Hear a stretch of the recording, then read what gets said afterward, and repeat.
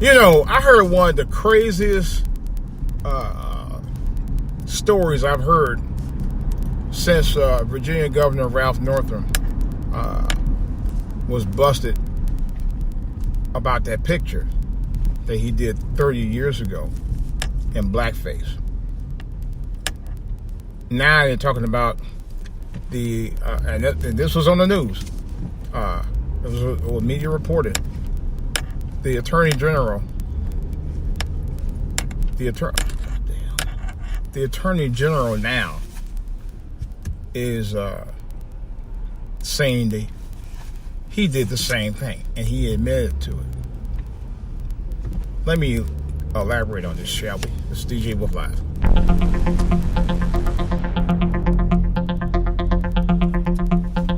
All right, guys. Damn, traffic is crazy as hell today. It's hella crazy. I mean, it's hella crazy. Anyway, the Virginia Attorney General, who works under Ralph Northam, came out today saying, and I'm just paraphrasing because I just heard it on the local radio station, the local news media, and he said that, yeah, I was in blackface. I did the same thing Governor Northam did. So he's questioning. He's like, but by me doing that, does it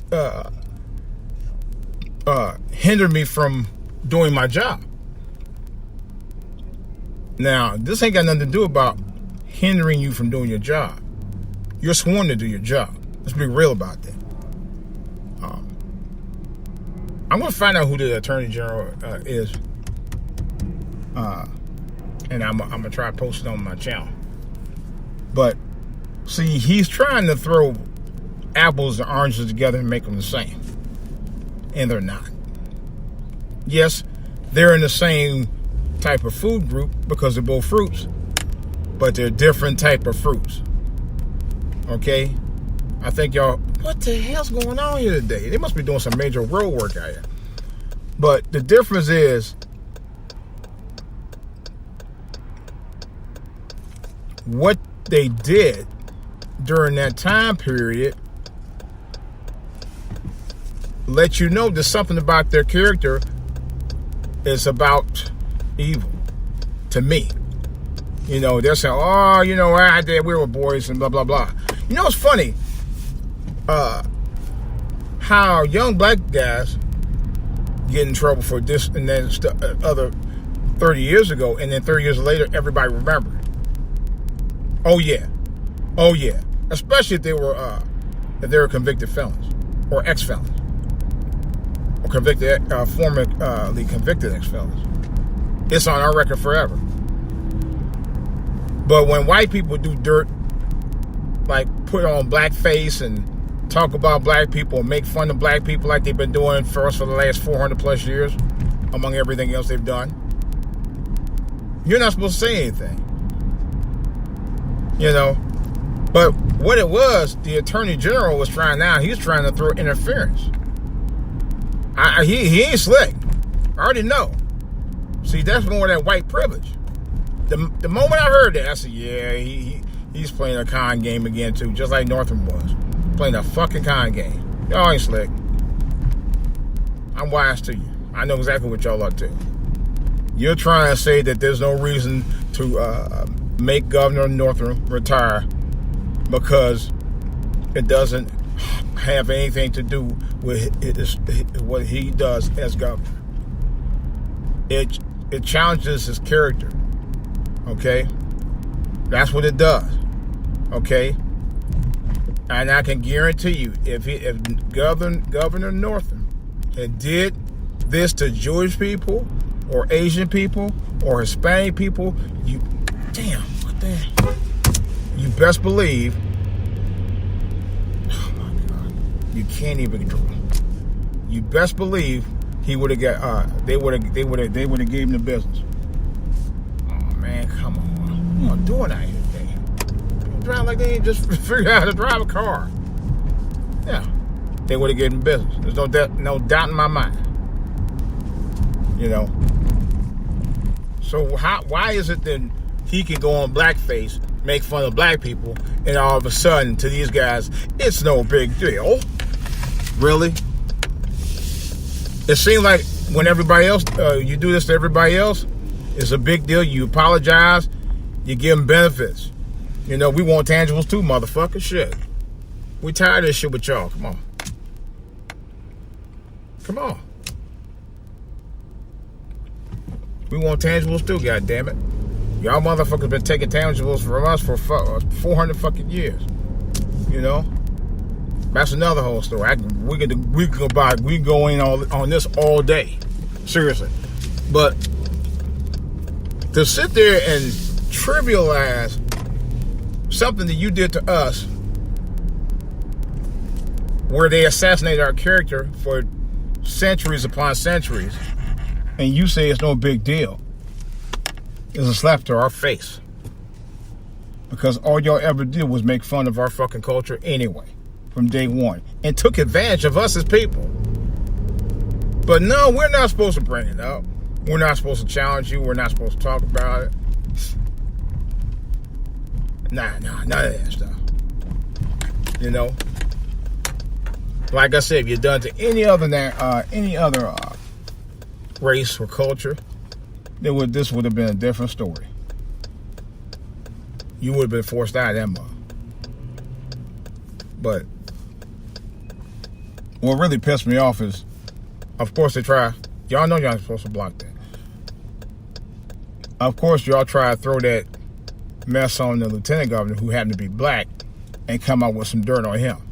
Something that he actually confirmed had nothing to do with what's going on.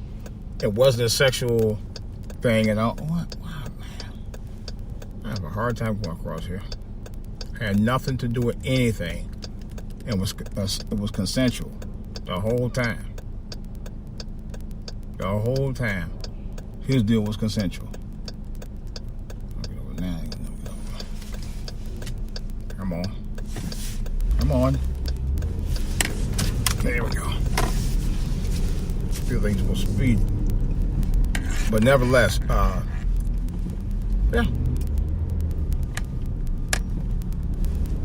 I knew that some bitch was gonna do that. But yeah, it's, you know, they tried to get the lieutenant governor on something that was consensual and say he sexually assaulted her, and it's been proven beyond a reasonable doubt that he did not. You know, so that's some old bull, and the incident happened in 2004. You know, as far as I'm concerned, that completely went beyond the statute of limitations, because it didn't happen. Number one, he corroborated and said it was consensual, and why all these years would a woman come out all of a sudden and say, "Oh yeah, he did that"? Really? Y'all motherfuckers about to butter biscuits. And it was a GOP politically motivated newspaper that put it out, from what I heard, and from what's been posted in the media reports. So I'm not totally surprised by that. You got people do some grimy shit out here, man. I mean grimy to the core. You know, anything to try to get butter biscuits, anything to try to destroy other people's reputation when you know they got a chance to get a stronghold on something. Maybe they were worried because if the black lieutenant governor becomes governor, he can continue to have a stronghold with the Democratic Party as a result, if Northam is forced to resign. You know, and then this freaking attorney general had the gall to talk about why I was in blackface. He came out and said, all of a sudden he came out and admitted he was in blackface, just for the sake of an argument about does it actually keep the governor from governing. It has nothing to do with him governing. That's not the fucking point. I'm gonna give fuck that motherfucker was a Barack Obama in blackface, and he's black. He's just light-skinned black. Well, you know what I mean. But I wouldn't care who it was. You have to answer for it. Bottom line. You know. people don't like to be made a mockery of. And, you know, that's basically why people don't like that. This is the reason why we protest that. This is the reason why we talk about it. But y'all want to come up with excuses about, well, does that stop him from governing? That's not the fucking point, asshole. The point of it is him running the government and him being a racist, although they're two things, it's still part of the same guy. It's still the same man. Okay? And for all you know, what he did out there at the time still could influence what he's doing now. But no, y'all don't want to deal with that issue. No, you want to just blow it off. You know? See, I'm going to tell you this. The African Americans today ain't the African Americans 50 years ago. We ain't going to play this shit no more. It's already been proven with Kamala Harris. Okay? And I just watched a piece with Cory Booker this morning. I meant to talk about that. Cory Booker, man. I don't know. You know, he's as bad as Obama and as messed up as Kamala Harris on some levels. You know? I was listening to what he was saying. It's like, nah, bro. I don't know about you either, man. I had heard rumors about that before, and I thought Cory Booker might have had some backbone, but he don't back up black people like that any more than Kamala Harris or Obama did. I'm going to be totally honest about that. Neither one of them do. You know? But, like I also said, we do need to get and back up a representation of someone who grew up in those type of neighborhoods that we've grown up in, that knows what's needed, and that has an ear and an eye and a heart for it to deal with it. You know, Kamala Harris, Cory Booker, and Barack Obama have never actually grown up in the hood. Okay, for certain, Kamala Harris and Barack Obama, you know, But here's another thing I want to talk about. This is another scenario. Kamala Harris. Now she, how can I put it?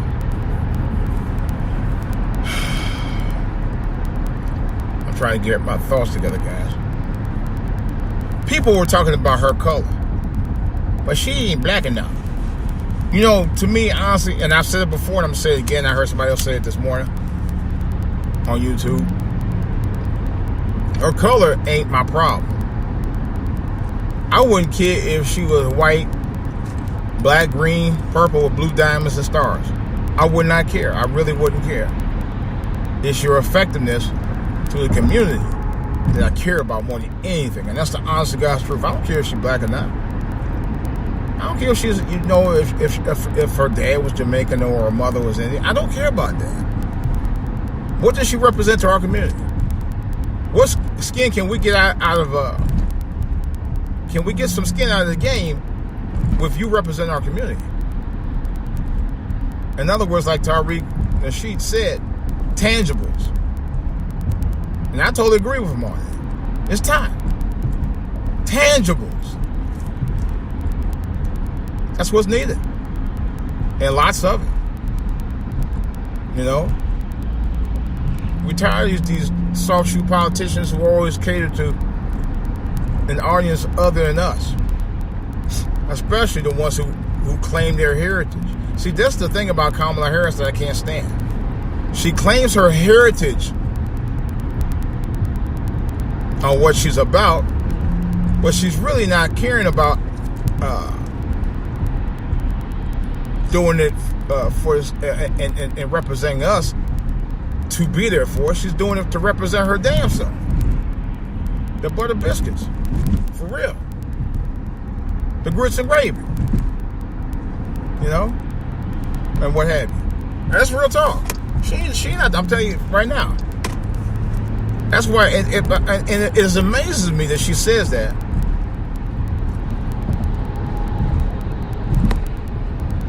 And yet, I've heard several of her speeches over the last 3 weeks. And she don't really talk about the black community. She don't talk about her neighborhood because she ain't really from the hood. And she don't really talk about building anything in black communities. You know? But yet, she's trying to represent herself as, oh, I'm a civil rights, blah, blah, blah. I stand on the shoulders of my folks did this. What the fuck did you do? You know?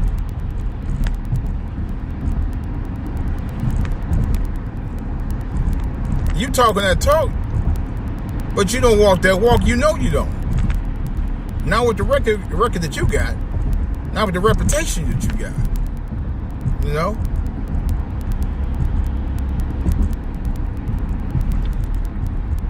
And I hate to say it. You have to be a goddamn fool to vote for her ass. You have to be. You know? She was never about you, no way. I mean, if you watch the videos, I'll tell you right now, and I'll be honest. If you watch those videos, I don't give a shit what anybody says. Excuse my French. She does not represent us at all. Now, I heard about Kamala Harris about 2 years ago. I was watching, it was a reality show I watched. Matter of fact, it was Holly Robinson Peete, matter of fact. It was her reality show I watched. And she kept saying, and she reiterated that Kamala Harris was going to probably be the next presidential candidate. She said that 2 years ago. I'm going to try to look up the video and see if I can post it. But she actually did say that verbatim. Yeah. And she had got they were working on something now, some project. I think it was an autism project or something. Some project that Holly Robinson Peete was working on with her. That's when I first heard about it. I ain't know her from Adam. You know? Then I hear Ricky Smiley a couple of weeks ago talking about she's from the one of the sororities down there. She's a sorority member. You know what they call it. She's a sorority member that's associated with his alma mater in Alabama. We gotta represent her. He never said 3 reasons why we had to represent her. But everybody tried to cape for her because she has black blood. Now, I'm gonna go on the limb on saying this a little bit, but I'm gonna say it because it's the truth.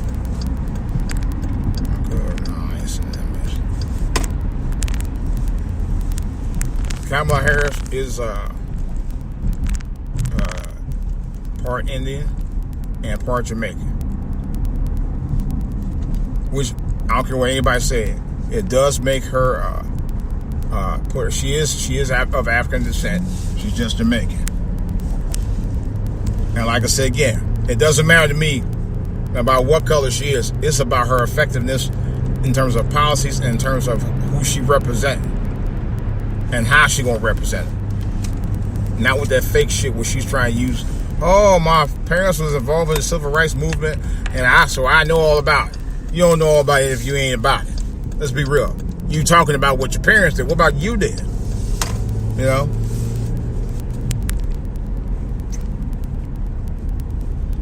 One thing I do know, personally, I've met a few them Jamaicans out there. You know, my family's of Haitian descent, Haitian and Jamaican descent. All right? It's a mixture.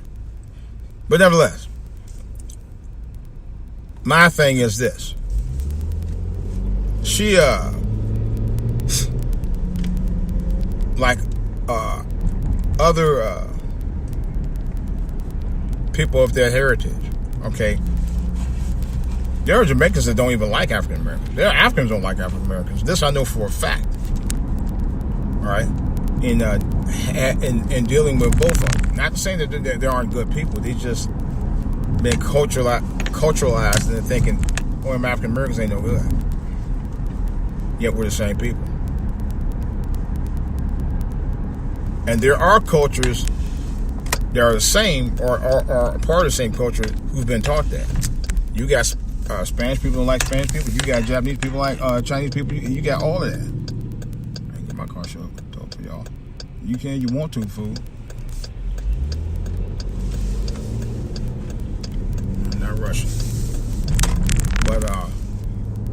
It's been well known. It's been very well known.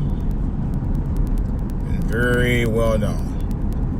People been doing that for years. But y'all can't stop it. When you stop, you gotta stop. So when I move, you move just like that. You know you could have kept going. You stop. But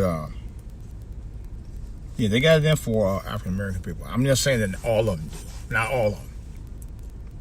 But I know I'll give you an example. I was going home one day. I'm getting off the bus. These two African people. I think it was a guy and a girl. They stopped me, thought I was African. They said, "Are you Nigerian or something like that?" And I was like, "No." And they just like kept on walking. I was like, "Really? Really?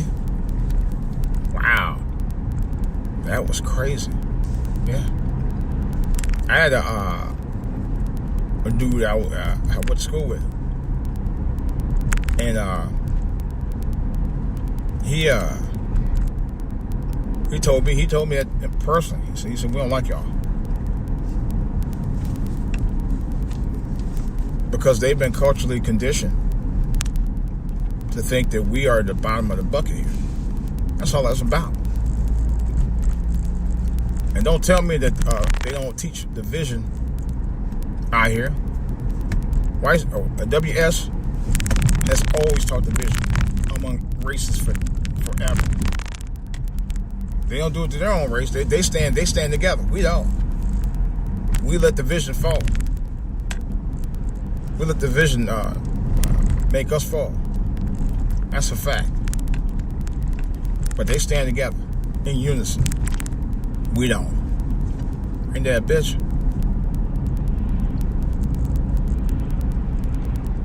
And we allow it. I've heard that statement that was said about slavery. And you know what? I sometimes I think they're right.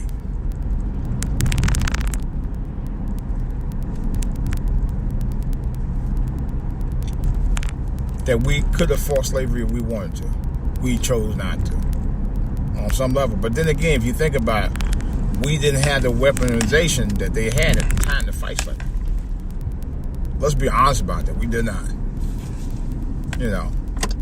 So, but I can sort of understand what they were saying about that. But we did accept it at some point. You know, what happened was generations later, people got tired of this shit. And in 2019, you know, let the kid be running over there, he be running free. People are tired of it now. You know? People don't even want to do that goofy mess. They don't want to deal with that BS. You know? This is 2019. People have to deal with the same old BS they've been dealing with, you know, forever. No. The harassments. The killing of our black men, women, children, and babies. Are you serious? And I know they always try to say, well, y'all be doing it to yourself. This ain't got nothing to do with this shit. First of all, that's an economic thing. People do that shit for economics. You know? Even I had to realize that. As wrong as it is. You know? That's why I said to people, the Kamala Harris, the Barack Obamas, and the Cory Bookers are about the votes. They're about power, man. So is Roland Martin's ass. He another one. You know, Roland Martin really is his show really doesn't really cater to people of serious intellect. That's a known fact. I met Roland many years ago. I ran into him. Nice guy, don't get me wrong. But you cannot really call yourself a serious broadcast journalist about trying to fight injustice for the people, and you ain't serious. You're not. You've been known to run newspapers to the ground. You've been known to run television series shows to the ground, including the ones you had at CNN and TV One. Come on, dude. Come on. You know? And I think the last episode that he did of matter of fact, it was the morning show he did. He did his last episode. He was at a golf tournament, and he was just schmoozing it up. Now I'm talking about smoozing with a capital S, smoozing it, smooth. You know what I mean? He was living the right life of Riley I did that day. Seriously. So I'm like, really, dude? Oh my God, y'all people. If y'all just get over for 2 seconds, I'll let you. Right, I'm gone. Y'all, I don't know what they be doing out here. Just go. But seriously though, it's a joke. Man, YouTuber did put him in this place on that. You know. And your panelists, for the most part, is a joke. To tell you the truth. I won't even go into that. That's another whole story. You know? It's another whole story altogether. But that's why I say, you know, we have to stay woke, and we're getting woke. I think really, the firestorm on Kamala Harris proved that, and I can honestly say, yeah, I might play a small role in that. Speaking of one other thing I want to talk about, matter of fact, I might just do it on another podcast because this is some regarding B. Smith's husband Dan. So I'm gonna talk about that in another podcast. What the heck is going on here today? All right. Well, this is DJ Wolf. I'm out.